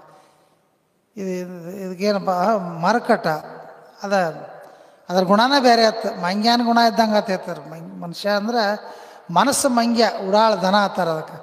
ಹಂಗೆ ಈ ಅದಕ್ಕೆ ಬಂಧನ ಏನಪ್ಪ ಆತಂದ್ರೆ ಗುರುವಿನ ಆಜ್ಞಾ, ಗುರು ಉಪದೇಶ, ಅಧ್ಯಾತ್ಮದ ಚಿಂತನ, ಈ ಶ್ರವಣ ಏನು ನಾವು ಮಾಡ್ತೇವೆ ದಿನನಿತ್ಯ ಮಹಾತ್ಮರ ಸಂತರ ಸದರಣರ ಸಂದೇಶಗಳನ್ನ ಕೇಳ್ತೀವಲ್ಲ, ಕೇಳಿದಂಗೆ ನಡೆಯುವುದು ಅದು ನಮ್ಮ ಮುಖ್ಯ ಜೀವನದ ಮುಖ್ಯ ಗುರಿ. ಆದ್ದರಿಂದ ಯಾಕಂದ್ರೆ ಇದರೊಳಗೆ ಬಹಳ ಮಹತ್ವ ಐತಿ. ಇದು ಕೊನೆಯ ಶ್ವಾಸ, ಕೊನೆಯ ಉಸಿರು. ಪ್ರಪಂಚ ಅನ್ನೋದು ಇದೆಲ್ಲ ಕ್ಷಣದ ಸುಖ. ಪ್ರಪಂಚ ನಾವೆಲ್ಲ ತಿಳಿದಿದ್ದೀವಿ, ಏನೋ ತಿಳಿದಿದ್ದೀವಿ. ಒಂದು ಉದಾಹರಣೆ, ಸಮಯ 9 ಗಂಟೆ ಆಗ್ಲಾಕ ಬಂದೈತಿ. ಒಬ್ಬ ಆಶ್ರಮ ಸ್ವಾಮಿಗಳು ಅಂತವ್ರೊಬ್ಬರು ಆಶ್ರಮ ಮಾಡ್ಕೊಂಡಿದ್ರು, ದಿನನಿತ್ಯ ಮಾಡ್ತಾರೆ. ಆಶ್ರಮಕ್ಕೆ ಭಕ್ತಾದಿಗಳು ಬರ್ತದೆ. ಅದ್ರಾಗ ಒಬ್ಬ ಸಣ್ಣ ಹುಡುಗ ದಿನಾಲೂ ಬರ್ತಿದ್ದ, ನಿಯಮ ನಿತ್ಯ ಮಾಡ್ತಿದ್ದ, ಅವ್ರ ಗುರುಗಳು ಆಜ್ಞಾದಾಗಿದ್ದ. ಮುಂದೆ ವಯಸ್ಸಾಯ್ತು. ವಯಸ್ಸಂದ್ರೆ ಹರಿಕೆ ಬಂದ, ಮದುವೆ ಮಾಡಿದರು, ಪ್ರಪಂಚದ ಮೋಹದಾಗ ಬಿದ್ದ. ಅವಾಗ ಆ ಪ್ರಪಂಚದ ಮೋಹದೊಳಗೆ ಅವ ಆಶ್ರಮಕ್ಕೆ ಬರೋದು ಕಮ್ಮಿ ಮಾಡಾಕತ್ತ. 2 ದಿವ್ಸ ಬಿಟ್ಟ, 4 ದಿವ್ಸಕ್ಕೊಮ್ಮೆ ಬರ್ತದ, ಆಮ್ಯಾಗ 8 ದಿವ್ಸಕ್ಕೊಮ್ಮೆ ಬರಾಕತ್ತ, 15 ದಿವ್ಸಕ್ಕೊಮ್ಮೆ ಬರಾಕತ್ತ, ತಿಂಗಳಿಗೊಮ್ಮೆ ಬರಾಕತ್ತ. ಯಾಕಂದ್ರೆ ಗುರುಗಳು ಕೇಳೋರು, ಯಾಕೋ ದಿನ ಬರಾವ, ಏನು 15 ದಿವ್ಸಕ್ಕೊಮ್ಮೆ ಬರ್ತಿ, ತಿಂಗಳಿಗೊಮ್ಮೆ ಬರ್ತಿ, ಏನಾರ ಆಗೈತಿ ನಿನಗೆ? ನನ್ನ ಮದುವೆ ಆಗೈತಿ ರೀ, ಮನ್ಯಾಗ ಸಣ್ಣ ಮಕ್ಕಳ, ಪ್ರಪಂಚ, ಆ ಮಾಯೆ ಅಂದ್ರೆ ಮತ್ತು ನಿನಗೆ ಇದಕ್ಕಿಂತಲೂ ಅಷ್ಟು ಶ್ರೇಷ್ಠ ಆದತ್ ಕೇಳ್ರಿ ಗುರುಗಳವ್ರು. ಇದಕ್ಕಿಂತ ಭಾಳ ಶ್ರೇಷ್ಠ, ಭಾಳ ಆನಂದ ಐತೆ. ಅದನ್ನೇನು ಹೇಳಕ್ಕೆ ಬರೋದಿಲ್ಲ ಅಂದವು. ನಾವೆಲ್ಲ ಹೇಳ್ತಿಲ್ಲ. ನಾವು ಹೋಗೋ ತಕ್ಕ ನೀರ ಕುಡಿಯಂಗಿಲ್ಲ ರೀ, ನಾವು ಹೋಗೋ ತಕ್ಕ ಊಟನ ಮಾಡಂಗಿಲ್ಲ ರೀ ನಾವು ಹೇಳತ್ತೀವ. ನೀವು ಒಂದು 4 ದಿನ ಅಟ್ಟ ಇರ್ತೈತಿ, ಅದು ಮುಂದೆ ನಿಮ್ಗಿಂತ ಮೊದಲು ಹೊಡೆದು ಕೂತು ಬಿಟ್ಟಿರ್ತಾರೆ ಅವ್ರು. ಉಳಿದ್ರೆ ತಿನ್ನೋದು, ಉಳಿಲಿಲ್ಲ ಅಂದ್ರೆ ಸುಮ್ಮ ಅನ್ಬೋದು ಚಾದರದಾಗ. ಅದು ಒಂದು ಸ್ವಲ್ಪ ದಿನ ಇರ್ತೈತಿ, ಒಂದು ಸ್ವಲ್ಪ ದಿನ ಅದ್ರ ಮಜಾ ಇರ್ತೈತಿ. ಆಮ್ಯಾಗ ಆ ಮಜಾ ಒಂದೊಂದು ಕಮ್ಮಿ ಹಾಕೋತ ಅವಾಗ ಗುರುಗಳಂದ್ರು, ಏನು ನೀನು ಜೀವನ ಮುಕ್ತ ಮಾಡೋಂಥ ಸಂಪ್ರದಾಯ ಐತಿ, ಉಪದೇಶ ತೊಗೊಂಡಿದ್ದಿ, ಸಾಧನ ಮಾಡು, ಪ್ರಪಂಚ ಮಾಡೋಕೆ ಬೇಡ ಅನ್ನೋದಲ್ಲ, ಈ ನಿತ್ಯ ನೇಮ್ ಬಿಡಕ್ಕೆ ಹೋಗಬೇಡ ಅಂತ ಗುರುಗಳಂದ್ರೆ ಅವ್ರು. ಇಲ್ರಿಪ್ಪ, ನನಗೆ ಅಷ್ಟು ನನ್ನ ಮ್ಯಾಗ ಬಿದ್ದು ಸಾಯ್ತಾರೆ, ನಾ ಇರಲಿಲ್ಲ ಅಂದ್ರೆ ಒಟ್ಟೆ ನಡೆಯಂಗಿಲ್ಲ. ನಾವೆಲ್ಲ ಹೇಳ್ತೀವಿ, ಕೆಲವೊಂದು ನಮಗೆಲ್ಲ ಕಣ್ಣು ಹೋಗ್ಯಾವು, ಸ್ವಂಟ ಬಾಗೈತ್ಕಿರ. ಇನ್ನಾದರೂ ನಾವು ಇರಲಿಲ್ಲ ಅಂದ್ರೆ ಮನೆ ನಡೆಯಂಗಿಲ್ಲ ಅಂತ ಹೇಳ್ತೀವಿ. ನೀವು ಸತ್ತ ಬಳಕ ಮಣ್ಣು ಕೊಟ್ಟು ಅವ್ರು ಅತ್ಯಂತ ಆನಂದದಾಗ ಇರ್ತಾರೆ. ಖರೆ ಮಾತು ನಾವು ಹೇಳೋದು, ನಾವು ಇರಲಿಲ್ಲ ಅಂದ್ರೆ ನಡೆಯಂಗಿಲ್ಲತ್ತೆ. ಇದು ಮಾಯದ ಮಲು ಇದು ನೋಡ್ರಿ. ಯಾರು ಈಗ ಎಂತೆಂಥವ್ರು ಹೋಗ್ಯಾರ, ನಿತ್ತೈತೆ ಎಲ್ಲ ಪ್ರಪಂಚ ನಿತ್ತೈತೆ, ಎರಡು ಮಂದಿ ಹೋಗ್ಯಾರ. ಒಂದು 4 ದಿನ 3-4 ದಿನ ಅಟ್ಟೆ ಸುಮ್ಮ ಟುಸು ಪುಸು ಹತ್ತಂಗೆ ಮಾಡ್ತಾರೆ, ನಕ್ಕಂಗೆ ಮಾಡ್ತಾರೆ, ಏನು ಮಾಡ್ತಾರೆ. ಒಮ್ಮೆ ಸಿಮಿ ಊಟ ಮಾಡಿ ಬಡದು ಮರ್ತು ಬಿಟ್ರಂದ್ರೆ ಮುಗಿದು ಹೋತು. ಮುಂದೆ ನೆನಪು ಸಹಿತ ತೆಗಿಯಂಗಿಲ್ಲ, ಇಂಥವ ಇದ್ದ ಸತ್ತಿದ್ದ ಆತೆ. ಹಂಗೆ ಅವ್ನು ಭಾಳ ಹೇಳಿದ, ನಾನು ಹೆಂಡ್ತಿ, ನನ್ನ ಮಕ್ಕಳು, ನಾನು ಹೋಗುತ್ತಕ್ಕ ಊಟ ಮಾಡಂಗಿಲ್ಲ, ನಾನು ಹೆಂಡ್ತಂತೂ ಒಟ್ಟೆ ನನ್ನ ಸಲಾಗಿ ಜೀವನ ಕೊಡಕ್ಕೆ ತಯಾರದಲ್ಲ. ಹಿಂಗೆಲ್ಲ ಹೇಳ್ತಾ ಗುರುಗಳು ಅಂದರು, ಆತು ಬಿಡಪ್ಪ, ಭಾಳ ಚಲೋ ಆಯ್ತು. ಮತ್ತು ಒಂದು ಸಣ್ಣ ಪರೀಕ್ಷೆ ಮಾಡೋಣ ಅನ್ನೋದು ಕೇಳಿದ್ರು ಗುರುಗಳವ್ರು. ಹ್ಞೂ ರೀ ಮಾಡೋಣ. ಯಾವುದು ಖರೆ ನೀನು ವಿಚಾರ ಮಾಡೋಕ್ಕೆ ಹಿಂದಿಗಡೆ ಒಂದು ಸಣ್ಣ ಪರೀಕ್ಷೆ ಮಾಡೋಣ ಅಂತಂದ್ರೆ ಅವ್ರು ಗುರುಗಳು. ಮಾಡೋಣ್ರಿ ಅಂದ ಕೂಡಲೇ ಅವ ಅಂದ್ರೆ ಗುರುಗಳು ಹೇಳಿದ್ರು, ಆತು ನಿನ್ನ ಕುಟುಂಬನ, ನಿನ್ನ ಹೆಂಡತಿ ಮಕ್ಕಳು ನಿನ್ನ ಮ್ಯಾಗ ಭಾಳ ಪ್ರೇಮ ಅದ, ನಾವು ನಂಬತ್ತೀವಿ. ಆದರೆ ಒಂದು ಪರೀಕ್ಷೆ ಮಾಡೋಣ. ನೀನು ಮನೆಗೆ ಅಲ್ಲಿ ಹೊಲ್ದಾಗ ಕೆಲಸ ಮಾಡಿ ಬರ್ತಿಲ್ಲ, ಬಂದ ಕೂಡಲೇ ಮನ್ಯಾಗ ಒಂದು ಸ್ವಲ್ಪ ಯಾಕೋ ಆಯಾಸ ಆಗ್ಲತ್ತೈತಿ, ಹೊಟ್ಯಾಗ ಸಂಕಟ ಆಗ್ಲತ್ತೈತಿ ಅಂತ ಹೇಳಿ ಉಳ್ಳಾಡಿ ಮನ್ಯಾಗ ಕಣ್ಣು ಬೆಳಗ್ಗೆ ಮಾಡ್ಕೊಂಡು ಬಿದ್ದು ಬಿಡು. ಕಣ್ಣು ಬೆಳಗ್ಗೆ ಮಾಡ್ಕೊಂಡು ಬಿದ್ದು ಬಿಡು, ಅವ್ರ ಏನೇನು ಮಾಡ್ತಾರೆ ನೋಡೋಕೆ ಅಂದ್ರೆ ಅವ್ರು ಗುರುಗಳು. ಆತ್ರಿ ಅಂದವ. ಮತ್ತು ಗುರುಗಳು ಆಜ್ಞೆ ಆಗಿತ್ತು, ಹಂಗೆ ಮಾಡಿದ. ಕೆಲಸ ಮಾಡಿ ಬಂದಿದ್ದ, ದಣದಿದ್ದ. ಬಂದವನು ಏನಂತ ಹೊಟ್ಯಾಗ ಸಂಕಟ ಆಗ್ಲತ್ತ ಅಂದವನು ಮನ್ಯಾಗ ಒಳ್ಳೆ ಒದ್ದಾಡಿ ಕಣ್ಣು ಬೆಳ ಮಾಡ್ಕೊಂಡು ಬಿದ್ದು ಬಿಟ್ಟ. ಅವ್ರ ಮನ್ಯಾಗಿನವ್ರೆಲ್ಲ ಗಾಬರಿಯಾಗಿ ಅವ್ವ ಅಪ್ಪ ಮಕ್ಕಳು ಹೆಂಡ್ತಿ ಅದಾತು ಇದಾತನು ಡಾಕ್ಟ್ರುಗಳ್ನ ಕರ್ಸೋದು, ಇದನ್ನು ಮಾಡೋದು ಎಲ್ಲ ಮಾಡೋ ಔಷಧ ಉಪಚಾರ ಎಲ್ಲ ಮಾಡಕತ್ರ. ಡಾಕ್ಟ್ರುಗಳು ಎಲ್ಲ ಚೆಕ್ ಮಾಡವ್ರ, ಎಲ್ಲ ಬರೋಬರಿ ಐತಿ. ಖರೆ ಇದು ನಮಗೆ ತಿಳಿವಾತನ ಅವ್ರವ್ರು ಎಲ್ಲ ಬರೋಬರಿ ಐತಿ, ನಮಗೆ ತಿಳಿವಾತು. ಡಾಕ್ಟ್ರುಗಳಿಗೆ ತಿಳಿಯಂಗಿಲ್ಲ ಅಂದ್ಕೊಳ್ಳಿ. ಇದಕ್ಕೆ ಗಾಳಿ ಐತಿ ಅಂದ್ರೆ ಅವರು ನಮ್ಮ ಮುಗುಳಿ ಮಾರಾದ್ರೆ ಗಾಳಿ ಬಿಡ್ಸಕ್ಕೆ ಭಾಷಣ ಅದಾರ ಬರೀ ಅದು ಅದು ಗಾಳಿಗೈತೆ ಅಂದ್ಕೊಳ್ಳೆ ಗಾಳಿ ಬಿಡಿಸೋರು ಬಂದ್ರೆ ಅವರು ಎಲ್ಲ ಮಂತ್ರ ಹಾಕಿರು, ಊದು ಹಾಕಿರು, ಏನು ಮಾಡ್ರು, ಯಾವುದು ಏನು ಫರಕ್ ಆಗಲಿಲ್ಲ. ಅವಾಗ ಅವರು ಏನಾಗ್ತಂದ್ರೆ ಅವ್ರ ಮನ್ಯಾಗಿನವರು ಇಂಥ ಆಶ್ರಮಕ್ಕೆ ಹೋಗಿದ್ದ ಗುರುಗಳ ಹತ್ತಕ್ಕೆ ಸತ್ಸಂಗ ಮಾಡಕ್ಕೆ ಹೋಗಿದ್ದ. ಅಲ್ಲೆಟ್ಟು ಹೋಗಿ ಆ ಗುರುಗಳು ಕರ್ಕೊಂಬರಿ, ಅವರು ಏನು ಹೇಳ್ತಾರೆ ನೋಡೋಣ, ಔಷಧ ಅದು ಉಪಚಾರ ಏನು ಅವನೇನು ಆರಾಮ್ ಮಾಡ್ತಾರೆ ನೋಡೋಣ ಅಂದ್ಕೊಳ್ಳೆ ಹೋಗಿ ಗುರುಗಳನ್ನ ಕರ್ಕೊಂಬಂದರು. ಕರ್ಕೊಂಬಂದ್ಕೊಳ್ಳೆ ಗುರುಗಳು ನೋಡಿದ್ರು ಅವನ, ಇದೇನು ನನಗೂ ನೀಗೂ ಮಾತಲ್ಲ, ಜಡ್ಡು ಭಾಳ ಕೆಟ್ಟೈತದ್ರ, ರೋಗ ಭಾಳ ಕೆಟ್ಟೈತಿ, ನನಗೇನು ನೀಗೂ ಮಾತಲ್ಲ, ಮತ್ತು ಹೆಂಗೆ ಮಾಡೋದು ಅಂತ ಕೇಳಿದ್ರು. ಏನು ಮಾಡ್ತೀರಿ ಮಾಡ್ರಿಪ್ಪ, ನಿಮ್ಮನ್ನು ನಂಬಿದೀವಿ. ಅವ್ರು ಆಗ ಶುರು ಆತದ. ಏನು ಮಾಡ್ತೀರಿ ಮಾಡ್ರಪ್ಪ, ನಿಮ್ಮನ್ನು ನಂಬಿದ್ದೀವಿ, ನಾನು ಒಟ್ಟು ಹೆಂಗಾರೆ ಮಾಡಿ ಅವನು ಉಳಿಸ್ಕೊಡ್ರಿ ಅಂತ ಅವ್ರು ಹೇಳ್ತಿದ್ರು. ಅವ್ರು ಏನೇನು ಹತ್ತಿರಂದ್ರೆ ಹೊಲ ಹೋಗಲಿ, ಲಕ್ಷ ಖರ್ಚಾಗಲಿ, ಹಿಂಗೆಲ್ಲ ಮಾತಾಡ್ತಿದ್ರು ಅವರು. ಅವ್ರ ಗುರುಗಳು ಹಂಗೆ ತಲೆ ಹಾಕ್ತಿದ್ರು. ನೀವು ಏನೇನು ಹತ್ತಿದ್ರಿ ಎಲ್ಲದಕ್ಕೂ ತಲೆ ಹಾಕ್ತಿದ್ರು. ಕಡೆಗೆ ಹೇಳಿದ್ರು ಅವರು ಒಂದು ಮಾತು ಏನಂದ್ರೆ, ನೀವು ಲಕ್ಷ ಖರ್ಚು ಮಾಡೋದು ಬೇಡ, ಹೊಲನೂ ಹೋಗೋದು ಬೇಡ, ಒಂದು ಔಷಧ ಐತಿ, ಆ ಔಷಧ ನಾ ತಂದು ಕೊಡ್ತಾನೆ, ಅವಾಗ ಆರಾಮಾಕೈತೆ. ಲಘು ತೊಗೊಂಬರ್ರಿ ಏನಾಕತ್ರ ಅವ್ರು. ಗುರುಗಳು ತಮ್ಮ ಆಶ್ರಮಕ್ಕೆ ಹೋದ್ರು, ಔಷಧ ತಂದರು, ಲಘೂಟ ಹಾಕ್ರಿ, ಲಘೂಟ ಆರಾಮ ಮಾಡಿರಿ ಹತ್ತಿದ್ರು ಅವ್ರು, ಎಬ್ಬಿಸಿ ಕುಂಡಿಸ್ರಿ ಹತ್ತಿದ್ರು ಅವ್ರು. ಗುರುಗಳು ಹೇಳಿದ್ರು, ಈ ಔಷಧ ಹಂಗೆ ನಡೆಯಂಗಿಲ್ಲ ಅಂದ್ರೆ ಅವರು, ಈ ಔಷಧ ಹಂಗೆ ಉಪಯೋಗ ಆಗಂಗಿಲ್ಲ, ಇದನ್ನು ನೀವು ಯಾರು ಕುಡಿತಿರ್ಲೆ ಕುಡ್ದವ್ರು ನೀವು ಸಾಯ್ತೀರಿ, ಅವ್ನು ಉಳಿತಾನ ಅಂತ ಹೇಳ್ಬಿಟ್ರು ಅವ್ರು ಗುರುಗಳು. ನೀವು ಯಾರು ಕುಡಿತೀರಿ ನೀವು ಸಾಯ್ತೀರಿ, ಅವ್ನು ಉಳಿತಾನ ಅಂದ್ಕೊಳ್ಳೆ. ಇವ್ರೇನು ಬಡ್ಕೊಂಡು ಅಳಾಕತ್ತಿದ್ರಲ್ಲ, ನಮ್ಮ ಅಂಥವು ನಮ್ಮ ಇಂಥವು ಅಂತೇಳಿ ಅವರೆಲ್ಲ ಹಿಂದೆ ಸರಿದ್ರು. ಅವಾಗ ಅವನು ಎಂತನ ಕೇಳಿದ್ರೆ ಮೊದಲು ಅವನು ಸೊನ್ನೆ ಮಾಡಿದ್ರೆ, ಔಷಧ ಕುಡಿವಾ ನೀ ಅಂತ ಹಾಕಿ ಅವ್ರ ಅಪ್ಪನ ಕಡೆ ಸೊನ್ನೆ ಮಾಡ್ಲಾಕಿ. ಅವ್ರದ್ದು ವಯಸ್ಸಾಗೈತಿ, ಮುದುಕರಾಗ್ಯಾರು, ಇನ್ನೊಂದು 4 ದಿನ ಒಪ್ಪತ್ತು ಬಿದ್ದು ಸಾಯೋರು, ಹೆಂಗಾರು ಸಾಯೋರ್ದಾರು. ಅವ್ರಿಗೆ ಕುಡಿಸಿ ಅವ್ನು ಎತ್ತಿದ್ಲಕ್ಕೆ ಅವ್ರು ಎತ್ತಿದ್ರು. ನಾವೆಷ್ಟು ದಿನ ಇರೋರದು, ಇನ್ನೊಂದು 4 ದಿನ ಇರೋರದೀವು, 4 ದಿನ ಇದ್ದು ಹೋಗೋರದೀವು. ಆಕಿ ಅವನು ಹೆಂಡ್ತಿನ ಅದಾಳ ಅಲ್ಲಿ, ಆಕೆ ಕುಡಿಸ್ರಿ ಅಂತಂದ್ರೆ ಅವ್ರು. ಅಂದ ಕೂಡಲೇ ಆಕೆ ಏನಂದ್ಲು, ನಾ ಎಲ್ಲ ಕುಡಿತೀನಿ ಕರೇರಿ, ಸಣ್ಣ ಸಣ್ಣ ಮಕ್ಕಳು ಅದಾವು, 2-3-4 ಮಕ್ಕಳ, ನಾ ಕುಡಿದು ಸಾತ್ತೀನಿ ಅಂದ್ರೆ ಅವತ್ತನ್ನ ಯಾರು ಜೋಪಾನ ಮಾಡವ್ರ, ಅವು ಹೆಂಗಾದ್ರೆ ಹೋಗಿ ಅದ, ನಾವು ಹೋಗಲಿ ತಂದ, ನಾವು ಹೋಗಲಿ. ಮತ್ತು ಅವ್ನು ಹೋಗ್ಯಾನ, ನಾ ಇದನ್ನು ಕುಡಿದು ಸಾತ್ತಾರೆ ನನ್ನ ಮಕ್ಕಳ ಯಾರು ಜೋಪಾನ ಮಾಡೋರು, ಮತ್ತು ಇಷ್ಟ ಐತದ, ಅವು ಮಾಡೋದೇನೈತಿ ನಾ ಮಾಡೋದೇನೈತಿ, ನಾ ಕುಡಿದು ಸಾಯ್ದಕ್ಕಿತ್ತ ಅವ್ನು ಹೆಂಗಾರು ಹೊಂಟಾದ, ನಾ ಹೋಗ್ಲಿ ಅಂದಕ್ಕೆ. ಯಾರು ನನ್ನ ಸಲ ಪ್ರಾಣ ಕೊಡ್ತಾನಂತ ಹೇಳಿದ್ದಿಲ್ಲ ಅವ ಗುರುಗಳಿಗೆ. ನಾನು ಹೆಂಡ್ತಿ ಭಾಳ ಪ್ರೇಮದಾಳ ನನ್ನ ಮ್ಯಾಗ, ನನ್ನ ಸಲ ಪ್ರಾಣ ಕೊಡ್ತಾ ಅಂತ ಹೇಳಿದ್ದಲ್ಲ, ಆಕಿನ ಹೇಳಕತ್ಲ ಅವ್ನು ಹೆಂಗಾದ್ರೆ ಹೋಗ್ಲಿ ಆಡ್ರ. ಅವಾಗ ಗುರುಗಳು ಅಂದರು, ಗುರುಗಳೇ ನೋಡು ನೀವು ಹಿಂಗೆಲ್ಲ ಮಾಡಕ್ಕೆ ಹೋಗ್ಬೇಡ್ರಿ, ನನ್ನ ಶಿಷ್ಯ ಅದನವ, ನನಗೆ ಭಾಳ ಬೇಕಾದವ ಅದಾನ. ಅದಕ್ಕೆ ನಾರೇ ಕುಡಿಲ್ಲ ಅಂದ್ರೆ ಗುರುಗಳವ್ರು ಅಷ್ಟು ಮಾಡ್ರೆ ಭಾಳ ಚಲೋ ಆಕೈತೆ ಅಂದ್ರೆ ಅವ್ರು ಹೋಗ್ಲಿ ಅಂದ್ರೆ ಅವರು ನೀ ಕುಡ್ದು ಸೆಟ್ದು ಹೋಗ್ರಿ ಅವು ಹೇಳಿ ಖರೆ ನಾವು ಯಾರು ಅವನ ಸಲ ಅವ್ರು ಏನು ಮಾಡಿ ಗುರುಗಳು ಅವ್ರು ಏನು ಔಷಧ ತಂದಿರು ಅದನ್ನು ಕುಡಿದ್ರು ಘಟ ಕುಡಿದ್ರು ಅದೇನಿತ್ತು ಬದಾಮ ಹಾಲ ಇಂಥದ್ದೆಲ್ಲ ಇತ್ತು ಅದ್ರಾಗೆ ಕುಡಿದ್ರು ಅವ್ನು ಬೆಂದ ಮ್ಯಾಗ ತಪ್ಪಿಡಿಸ್ರು ಎದ್ದು ಕೂತು ಬಿಟ್ಟವ. ಅವ್ನು ಕೇಳಿದ್ರೆ ಅವ್ರು ಏನಂದ್ರೆ ಇಟ್ಟೈತೆ ನೋಡು ಪ್ರಪಂಚ ಅಂದ್ರೆ ಅಂತ ಹೇಳಿದ್ರು.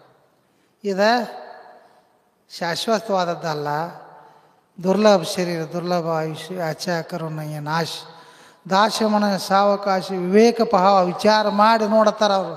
ರಾಮದಾಸ್ ಮಹಾರಾಜ್ ದಾಸಬೋಧದೊಳಗೆ ಈ ಶರೀರ ನರಜನ್ಮ ಅತ್ಯಂತ ಶ್ರೇಷ್ಠವಾದದ್ದು, ದುರ್ಲಭ ಶರೀರ. ಅದನ್ನು ಮತ್ತೊಮ್ಮೆ ಮನುಷ್ಯ ಜನ್ಮ ಸಿಗ್ತೈತೆ ಅನ್ನೋದು ನಮಗೆ ಗೊತ್ತಿಲ್ಲ. ಇದನ್ನು ಪರಮಾತ್ಮ ನಮಗೆ ದಾರಿ ಇರೋದು ಕೊಟ್ಟಾನಂದಾಗ ಅದನ್ನು ನಾವು ಹೆಂಗೆ ಉಪಯೋಗ ಮಾಡ್ಕೋಬೇಕು? ಯಾಚ ಕರುಣಯ್ಯ ನಾಶ. ಇದನ್ನು ವ್ಯರ್ಥವಾಗಿ ಕಾಲ ಹರಣ ಮಾಡಬೇಡ, ಯಾವ ಮೋಹಾದಿಗಳಲ್ಲಿ ಒಳಗೆ ಬೀಳಬೇಡ. ಅದೆಲ್ಲ ಇರಲಿ, ನಿನ್ನ ಪ್ರಪಂಚ ಒಪ್ಪರು ಇರಲಿ, ಅದು ಸುಮ್ಮ ನಿಮಿತ್ತಿ ಮಾತ್ರ ಪ್ರಪಂಚ. ಅವ್ರು ಹೇಳ್ತಾರಲ್ಲ, ಕಾಣುತ್ತಿದೆ ಪರವೆಂದು ಶಾಂಭವಿಯ ಕೋಣೆಯೋಳು ಲಕ್ಷ್ಯವಿಡಲ್ಲ ಆ ಕ್ಷಣದಿ. ಸುಮ್ಮ ಕೂತು ಧ್ಯಾನ ಮಾಡೋ, ಈ ಪ್ರಪಂಚದ್ದು ಗೊತ್ತಾಕೈತಿ, ಪರಮಾರ್ಥದ್ದು ಗೊತ್ತಾಕೈತಿ. ಅದನ್ನು ಮಾಡಿ ತೋರಿಸಿದಂಥವ್ರು ಭಾವಸಾಹೇಬ್ ಮಹಾರಾಜರು, ಗಿರಿಮಲೇಶ್ವರ ಮಹಾರಾಜರು ಆಗಿ ಹೋದಂಥ ಎಲ್ಲ ಮಹಾಪುರುಷರನ್ನು ಈ ಒಂದು ನಾಡಿನ, ಯಾಕಂದರೆ ಈ ಒಂದು ದೇಶದಲ್ಲಿ, ಭಾರತ ದೇಶದಲ್ಲಿ ಇದೊಂದು ಪುಣ್ಯ ಭೂಮಿಯನ್ನಾಗಿ ಪರಿವರ್ತನೆ ಮಾಡಿದ್ದಾರೆ. ಇಂಚಗೇರಿ ಮಠ ಅಂತಂದರೆ ಜಗತ್ತಿನ ಕೇಂದ್ರ ಅಂತ ಹೇಳಿ ಅವರು ಐನಾಥ್ ಪ್ರಭು ಮಹಾರಾಜರ ಭವಿಷ್ಯವಾಣಿ ನೋಡಿದಾರೆ. ಯಾಕಂದರೆ ಈ ಸಂಪ್ರದಾಯದ ನಿತ್ಯ ನಿಯಮ ಭಜನೆ ಎಲ್ಲಪ್ಪ ಅಂದ್ರೆ ಈ ವಿಶ್ವದಲ್ಲಿನ ಎಷ್ಟು ರಾಷ್ಟ್ರದಲ್ಲಿ ಎಷ್ಟು ಅದಾವಲ್ಲ, ಎಲ್ಲ ರಾಷ್ಟ್ರದೊಳಗೂ ಈ ನಿಯಮಗಳು ನಡೀತಾವೆ. ಯಾಕಂದರೆ ಎಲ್ಲ ರಾಷ್ಟ್ರದೊಳಗೂ ಈ ಸಂಪ್ರದಾಯದ ಭಕ್ತರ ಮಕ್ಕಳು ದೊಡ್ಡ ದೊಡ್ಡ ಇಂಜಿನಿಯರು ಏನೇನೋ ಆಗಿ ಹೊರಗಿನ ರಾಷ್ಟ್ರದಾಗ ಹೋಗ್ಯಾರ. ಅವ್ರ ದಿನಾಲು ಧೂಪ ಹಚ್ಚಿ ಗುರುವಿನ ಫೋಟೋದ ಮುಂದೆ ಧೂಪ ಹಚ್ಚಿ ಆರತಿ ಮಾಡಿ ಊಟ ಮಾಡ್ತಾರೆ. ಅಂದರೆ ಇದು ಜಗತ್ತಿನ ಕೇಂದ್ರ ಆಗಿ ಪರಿವರ್ತನೆ. ಗುರುಲಿಂಗ ಜಂಗಮ ಮಹಾರಾಜ್ ಜಗತ್ತಿನ ಗದ್ದಿಗತೇನು ಐನಾಥ್ಪುರ ಮಹಾರಾಜರು ಭವಿಷ್ಯವಾಣಿ ನೋಡಿದಾರಲ್ಲ, ಅದೆಲ್ಲ ಆ ಮಹಾಪುರುಷರು ಜ್ಞಾನಿಗಳು ಅದನ್ನು ಯಶಸ್ವಿ ಮಾಡಿ ತೋರಿಸ್ಯಾರ. ನಾವು ನೀವೆಲ್ಲ ಏನು ಮಾಡ್ಬೇಕಾಗಿತ್ತಪ್ಪ ಅಂತಂದ್ರೆ ಗುರುವಿನ ಆಜ್ಞಾ ನಂಬೆಲ್ಲ ಮನುಷ್ಯ ಗುರುಪಾದವ ಡಾಂಬಿಕ ಸಂಸಾರ ಬಾಧೆ ಇದೆಲ್ಲ ಅವರೆಲ್ಲ ಮಾಧವಾನಂದ ಪ್ರಭುಜಿಯವರು ಮಾಡಿದಂಥ ಕಾರ್ಯಗಳು ನಿಮಗೆಲ್ಲ ಗೊತ್ತದ. ಅವರೆಲ್ಲ ಯಾಕಂದರೆ ದೇಶದ ಸ್ವತಂತ್ರತೆ, ಕರ್ನಾಟಕ ಏಕೀಕರಣ, ಗೋವಾ ಎಮೋಜ್ ಎಲ್ಲ ರಂಗದೊಳಗೂ ಅತ್ಯಂತ ಮುಂದಾಳತ್ವದಲ್ಲಿ ಹೋರಾಟವನ್ನು ಮಾಡಿ ದೇಶದ ಸ್ವಾತಂತ್ರ್ಯಕ್ಕೆ ಹೋರಾಟ ಮಾಡಿದರು. ಮತ್ತು ಗಿರಿಮಲೇಶ್ವರ ಮಹಾರಾಜರ ಪರಮ ಶಿಷ್ಯರಾಗಿ ಈ ಸಂಪ್ರದಾಯವನ್ನು ಅತ್ಯಂತ ದಿಗಂತಕ್ಕೆ ವಿಶ್ವದೊಳಗನ ಪ್ರಚಾರ ಆಗುವಂಥ ಒಂದು ಸಂಪ್ರದಾಯ ನಿರ್ಮಾಣ ಆಗೈತಿ. ಯಾಕಂದರೆ ನೀವೆಲ್ಲ ಯಾಕಂದ್ರೆ ಭಾಳ ಸೂಕ್ಷ್ಮ ಐತಿ ಅದು. ನಾವು ಏನೇನು ತಿಳಿದಿದ್ದೀವಿ ಎಲ್ಲ ನೋಡಿ. ಪ್ರಯಾಗರಾಗದೊಳಗೆ ರಾಜ್ಯದ ಉತ್ತರ ಪ್ರದೇಶದಲ್ಲಿ ಮಹಾಕುಂಭಮೇಳ ಲಕ್ಷ ಕೋಟಿಗಟ್ಟಲೆ ಜನರಲ್ಲಿ ಗಂಗಾ ನದಿ ಸ್ನಾನ ಮಾಡಾಕತ್ತಿರ್ತಾರೆ. ಎದ್ರ ಸಲ ಆಗೈತಂದ್ರೆ ಮುಕ್ತರಾಗೋ ಸಲ ಆಗೈತೆ. ಗಂಗಾ ಯಮುನಾ ಸರಸ್ವತಿ 3 ನದಿಗಳ ಸಂಗಮ. ಅಲ್ಲೇನೋ ಜಳಕ ಮಾಡಿದ್ರೆ ಮುಕ್ತರಾಕರದು. ಕಾಶಿ ಒಳಗೆ ಗಂಗಾ ನದಿ ಐತೆ, ಅಲ್ಲಿ ಹರಿದೈತೆ, ಅಲ್ಲಿ ಸ್ನಾನ ಮಾಡಿದರೆ ಮಾಡಿದಂಥ ಪಾಪಗಳೆಲ್ಲ ಪರಿಹಾರ ಆಕ್ಕವತ್ತು. ಪಾಪ ಮಾಡಿದ್ದ ತಪಸ್ಸೆದ ಹೊರತು ಸಿಕ್ಕಿಲ್ಲ. ನಮ್ಮ ದೃಷ್ಟಿಯಿಂದ ಈ ಸಂಪ್ರದಾಯದ ಗುರುಗಳು ಹೇಳ್ತಾರೆ, ನಿತ್ಯ ನೇಮ ಧ್ಯಾನ ಮಾಡೋದಕ್ಕಂದ್ರೆ ಒಲೆಕೊಳ್ಳಿದ್ದವ ಆ ಮರ ಈ ಮರ ಧ್ಯಾನಿಸುತ್ತಿರುವಾಗ ರಾಮನಾಮವೆಂಬ ನಾಮ ಬೇಕಾಯ್ತು. ಅವಾಗ ರಾಮನಾಮಸ್ಮರಣೆ ಮಾಡೋಕ್ಕೆ ಬರಲಿಲ್ಲ. ಅವ ಏನಪ್ಪ ಆ ಮರ ಈ ಮರ ಆ ಮರ ಈ ಮರ ಅಂದ ರಾಮನಾಮಸ್ಮರಣೆಯನ್ನು ಮಾಡಿ ಅವ ಏನಪ್ಪ ವಾಲ್ಯಾಕೊಳ್ಳಿದ್ದಂಥವ ಮಹಾಪಾಪಿ ಹತ್ತಿದ್ರು ಅವರು ಜ್ಞಾನಿಗಳು. ಅಂಥವ ಸಹಿತ ನಾರದ ಮುನಿಗಳ ದರ್ಶನದಿಂದ ಒಬ್ಬ ಮಹಾ ಸತ್ಪುರುಷ ಆದ, ಋಷಿ ಆದ. ಇವೆಲ್ಲ ನಾವು ಏನೋ ನಾವು ಕರ್ಮಾದಿಗಳು ಇರ್ತಾವಲ್ಲ, ಆ ಕರ್ಮಗಳನ್ನು ನಾವೇನೋ ಎಲ್ಲೋ ನದಿಯೊಳಗೆ ಮುನಿಗೆ ಬಿಟ್ಟು ಬರ್ಬೇಕಂತ ಹೋಗ್ತೀವಿ ನಾವು ಆ ಪವಿತ್ರ ನದಿಗಳಲ್ಲಿ. ಅವೆಲ್ಲ ನಮ್ಮ ಹೆಗಲ ಮ್ಯಾಗ ಇರ್ತಾವತ್ತು. ನಾವು ನದಿ ಸನಿದಾಗ ಹೋದ ಕೂಡಲೇ ಅವ್ನು ಹೇಳ್ತಾವತ್ತವು, ನೀ ಎಷ್ಟೋ ತಕ್ಕ ಮುಣಗಿತೀವಿ, ಮುಣಗಿ ಬಾ ನದಿಯಾಗ. ನಾವು ಅನ್ಕೋತಕ್ಕ ಇಲ್ಲ ಗಿಡದಾಗ ಕೊಂಡಿರ್ತೀವಿ, ಹೊಳ್ಳಿ ಹೋಗುವಾಗ ಮತ್ತೆ ನೀನು ಹೆಗಲ ಮ್ಯಾಗ ಕೊಂಡಿರ್ತೀವಿ ಅಂತ ಹೇಳ್ತಾವತ್ತವು. ಹೊಳ್ಳಿ ಹೋಗುವಾಗ ನಿನ್ನ ಹೆಗಲ ಮ್ಯಾಗ ನಾವು ಕೊಂಡು ನಿನ್ನಂಗೆ ನಾವು ಬಿಡ್ತೀವಿ. ಮಾಡಿದ ಕರ್ಮ ಐತಿ, ನಿನ್ಯಾಕೆ ನಂಗೆ ಬಿಡಾಕೆ ಬರ್ತೈತಿ? ನೀನು ನದಿಯಾಗ ಹೋಗಿ ಮುಣಗುತ್ತಕ್ಕ ನೀನು ಸಹವಾಸ ನಾವು ಮಾಡಂಗಿಲ್ಲ ಅನ್ಕೋತಕ್ಕ ಆರಾಮ ಇಲ್ಲೇ ಕೊಂಡಿರ್ತೀವಿ. ನೀ ಹೊಳ್ಳಿ ಹೋಗುವತ್ನಾಗ ಮತ್ತೆ ನಿನ್ನ ಹೆಗಲ ಮ್ಯಾಗ ನಾವೆಲ್ಲ ಇಲ್ಲಿ 4 ದಿವಸ ಸಪ್ತಾಹ ಮಾಡ್ತೇವೆ, ನೇಮ ಮಾಡ್ತೇವೆ, ಭಜನೆ ಮಾಡ್ತೇವೆ, ನಿತ್ಯ ನೇಮ. ಮತ್ತು ನಮ್ಮ ಪ್ರಪಂಚಕ್ಕೆ ಹತ್ಕೊಂಡಿವಪ್ಪ ಅಂತಂದ್ರೆ ನಂದು ಹೆಚ್ಚ ನಿಂದು ಕಮ್ಮ ಆದಾತು ಇದು ಅದು ಇರ್ತೈತಿಲ್ಲ ಈ ಪ್ರಪಂಚದ ಹಂಗೆ ಇದನ್ನೆಲ್ಲ ಬಿಡಿಸೋ ಸಲುವಾಗಿ ಅವರ ಜ್ಞಾನಿಗಳು ಸಂತರು ಶರಣರು ನಮಗಿಂಥ ಒಂದು ಸನ್ಮಾರ್ಗವನ್ನು ಹಾಕಿಕೊಟ್ಟಾರ. ತಾವೆಲ್ಲ ಈ ಒಂದು ಕಾರ್ಯಕ್ರಮದಲ್ಲಿ ಇನ್ನೂ ಸಾಕಷ್ಟು ಸಮಯ 2ನೇ ತಾರೀಕಿನವರೆಗೂ ಪುಷ್ಪವೃಷ್ಟಿ ಕಾರ್ಯಕ್ರಮವರೆಗೂ ತಾವೆಲ್ಲ ಇಲ್ಲಿ ನಿತ್ಯ ನಿಯಮ, ಧ್ಯಾನ, ಉಪಾಸನ, ವೀಣಾ ಸೇವಾ ಎಲ್ಲ ಕಾರ್ಯದೊಳಗೂ ಅತ್ಯಂತ, ಯಾಕಂದರೆ ದಿನ ಊಟ ನಿದ್ದೆ ನಮ್ಮ ಪ್ರಪಂಚದ ಸಾಕಷ್ಟು ಅನುಕೂಲ ಇರ್ತಾವೆ, ಎಲ್ಲ ಥರ ಮಾಡ್ತಿರ್ತೀವಿ. ಇಲ್ಲಿ ಬಂದಾಗ ಯಾಕೆ ಸ್ವಲ್ಪ ಜಾಗರಣಿ ಈಗೆಲ್ಲ ಇಲ್ಲೆಲ್ಲ ಜಾಗರಣಿಗಳು ಭಜನೆ ಪದಗಳು ನಡೀತಾವೆ, ವೀಣಾ ಸೇವೆ ಇರ್ತೈತಿ. ಎಲ್ಲ ಕಾರ್ಯದೊಳಗೆ ಭಾಗಿಗಳಾಗಿ ತಾವೆಲ್ಲ ತನು ಮನ ಧನ ಎಲ್ಲ ಸರ್ವಾರ್ಪಣ ಭಾವದಿಂದ ಸೇವೆಯನ್ನು ಮಾಡಿ ನೀವೆಲ್ಲರೂ ಜೀವನ್ಮುಕ್ತರಾಗಲತ್ತು ಬೇಡಿಕೊಂಡು ನಾನು 2 ಮಾತನ್ನು ಮುಗಿಸ್ತೀನಿ.